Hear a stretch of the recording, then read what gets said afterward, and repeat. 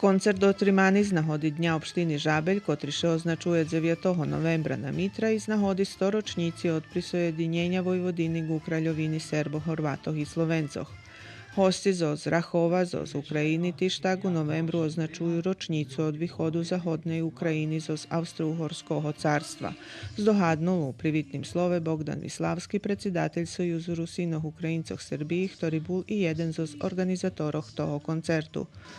Đurđevski publiki ansambl Huculoh nje nepoznati, poneže oni, pravda u drugim sostave, učestvovali u revijalnej časti tohoročného festivala židlovo ošpivanja Najšenje za budze. Večer še predstavili mlači členi, ktorí mali súčasný repertoar tancoh i špivankoh. Na koncertu s dvoma koreografijami učestvovali i členi folklornej sekciji Kulturno-umetnickog društva Tara Ševčenko. Ansambl Huculoh dneška večer na 19 trima koncert u osnovnoj školi Miloš Crnjanski u Žablju, a popri njih na koncertu bude učestvovati hor pastorala za Žablju.